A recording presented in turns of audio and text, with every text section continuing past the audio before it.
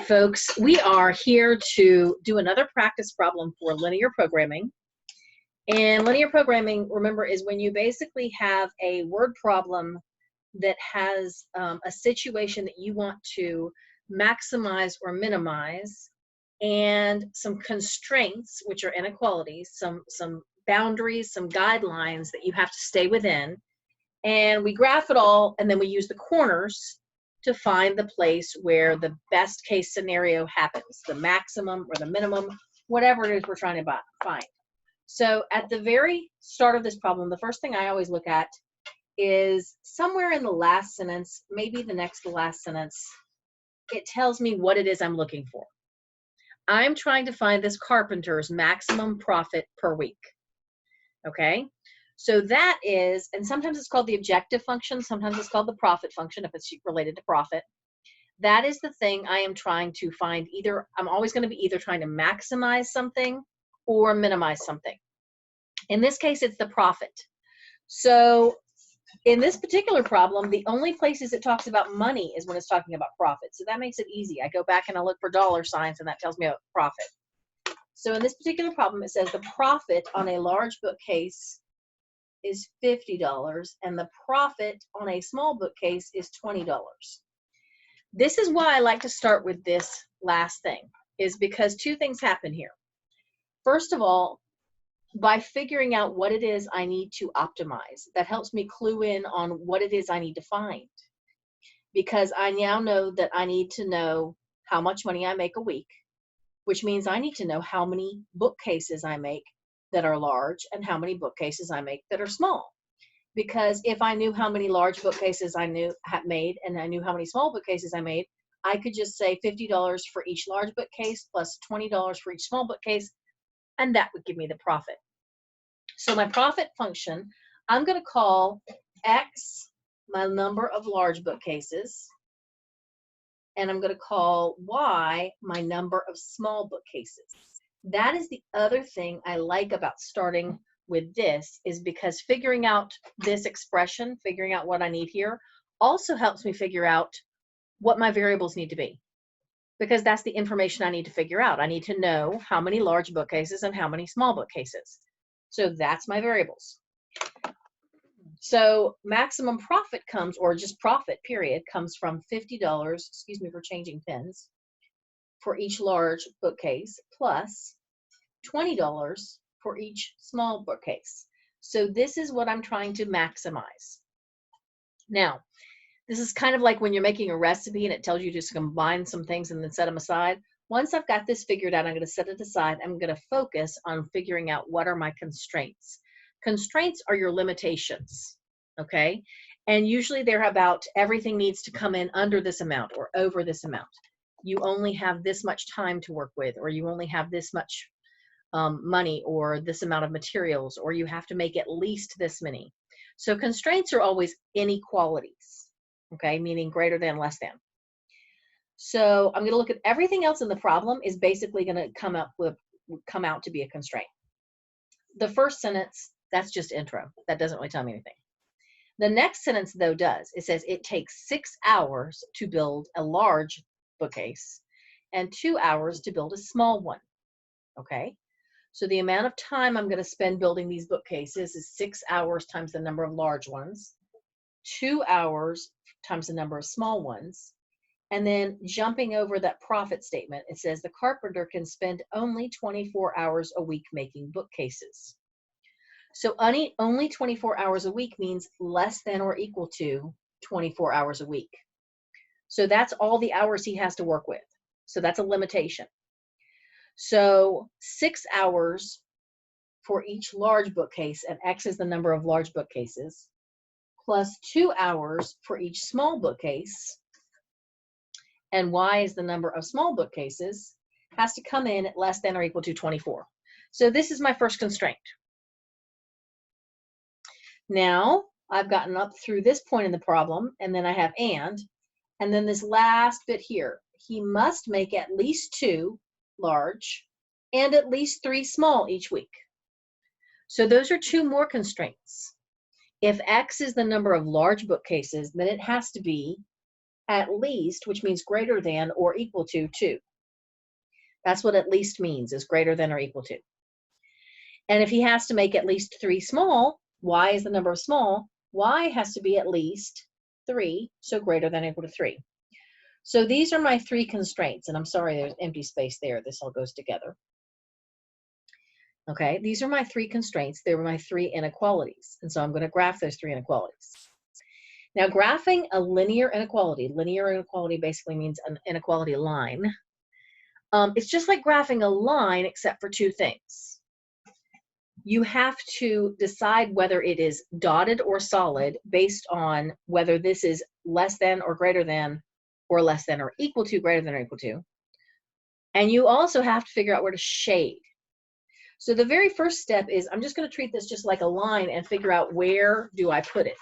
So let me just look at this one first. These 2 are going to be easier. But this is like I'm trying to graph the line 6x plus 2y equals 24. Now, I could put that in slope-intercept form. And for this particular one, that wouldn't be a bad idea because it would turn out kind of nicely. Let's just go ahead and do it over here. So slope-intercept form means I'm going to solve for y. And I get 2y equals negative 6x plus 24. And then I divide by 2. And I get negative 3x plus 12. So that means my y-intercept is 12, and then I have a slope of negative 3, and I could go graph it that way. But most of these I don't graph by putting them in slope-intercept form. Most of these, because the equation is in standard form, when it's in standard form, that's a good time to use finding the x and y-intercepts, not just y-intercept, but both of them. To find the x-intercept of any line, you plug in 0 for y. If you plug in 0 for y, that's like putting your finger over the y part. It's just going to say 6x equals 24 then, because 2 times 0 is just 0. So when it's in standard form, it's kind of easy to find your x-intercept. You basically just ignore the y part. And then for the y-intercept, that's the same as plugging in 0 for x, which is like putting my finger over the x part and ignoring that. Okay, so 6 times 0 is just 0. So this is basically just going to be, and I'll write it out, going to be 2y equals 24, and so y is 12. So these 2 points are on my line. So 2 alternate ways here. This is slope-intercept form. This is finding the x and y intercepts.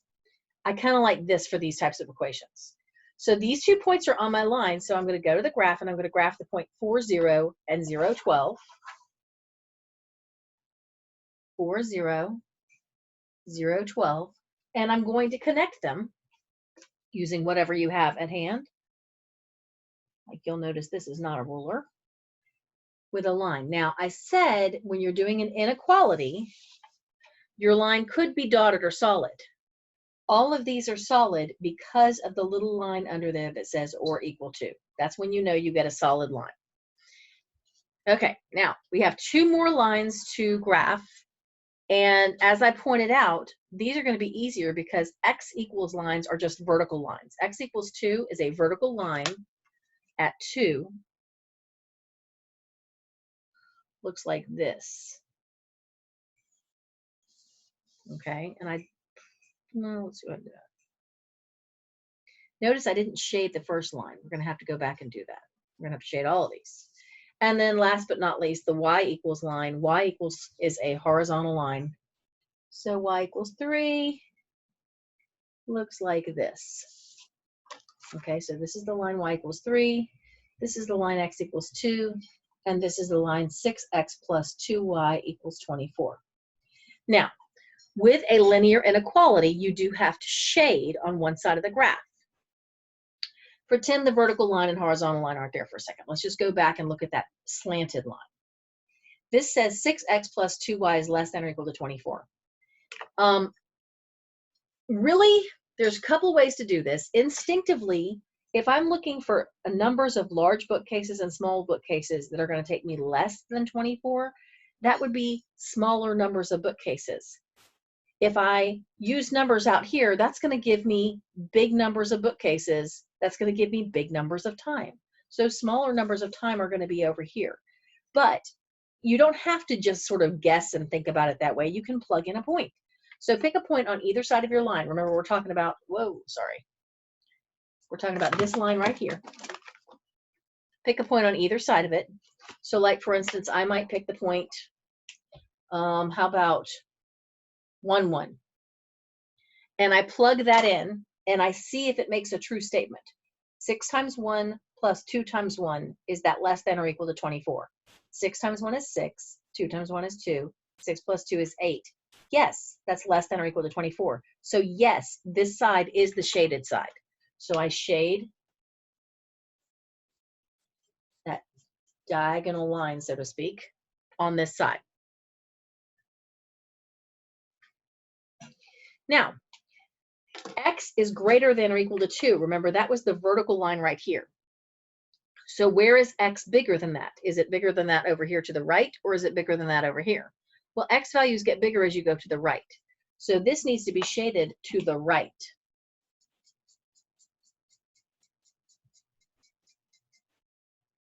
That's the x is greater than 2. And finally, y is greater than or equal to 3. That needs to be shaded above this line because y values get bigger as you go up. So if y needs to be greater than 3, that's going to happen above here, not below here. So that's like this. Okay, so in every linear programming problem, basically what you do is you end up with a place, and usually it's called the feasible region. Usually it's like a polygon, like a quadrilateral or a triangle. And that's the place where everything's shaded. All the shading overlaps. And in this particular problem, all that happens right here, inside this little triangle. So that's the feasible region, which basically means all the points that are inside that triangle would fit this information.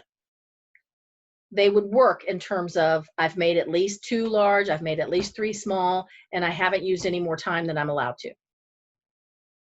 But we're not just looking for points that are feasible, we're looking for special points. We're looking for the point that maximizes our profit. And with linear programming, your specialist points, so to speak, we call them the critical points sometimes, not often, but I have seen it called that. Usually we reserve that for a different type of thing, but the special points are at the corners. So anything special that happens with relation to this problem is going to happen at those corners. So I need to find out where those corners are. In other words, where the vertices are. Okay. Now I wrote the equations on here because that's going to help me figure out where these lines meet. This line meets the line x is 2 at a place where x is 2. So therefore, if I put a 2 in here, like 6 times 2, 4x, plus 2y equals 24, I'm going to be able to figure out what the y value is at that point.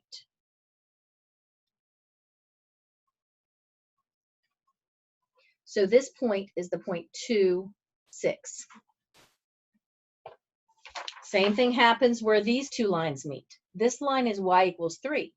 So it's meeting the line 6x plus 2y equals 24 at a point where y is equal to 3. So the y value must be 3 there. So if I plug in a y value of 3 to this line right here, so 6x plus 2 times 3 equals 24. 6x equals 18. X has to be 3. So this point is the point 3, 3, because the y value was 3, and then I found out that the x value is 3. And finally, this point is where a vertical line of x equals 2 meets a horizontal line of y equals 3. So that's the point 2, 3. So those are my corners. Those are my vertices. 2, 3, 3, 3, and 2, 6. Okay, the next thing we're asked to do is substitute the variables. In other words, we're taking these points and we're plugging them in. Because what we're saying here, again, the corners are where special things happen. So in other words, my special thing I'm looking for here is the maximum profit. It's either going to happen when I make 2 large and 3 small bookcases, or when I make 3 large and 3 small bookcases, or when I make 2 large and 6 small bookcases. Okay, so I'm going to plug in all 3 of those to my profit function or objective function, the very first thing I found. So I'm going to do that down here just because I've got more space down here. So I'm going to take the 0.23 and plug it into 50 times x plus 20 times y. The 0.33 and plug it into 50 times x plus 20 times y. And the 0.26 and plug it into 50 times x plus 20 times y. So this is 100 plus 60 is $160. That's the profit I would get if I made 2 large and 3 small bookcases. You notice because this also has 2 large, I could have gone ahead and said this isn't going to do it because this has more. So this would definitely be a higher number, but that's okay. We can plug them both in. 100 plus 120, that's 220. That should be an equal sign, sorry. Equals 220.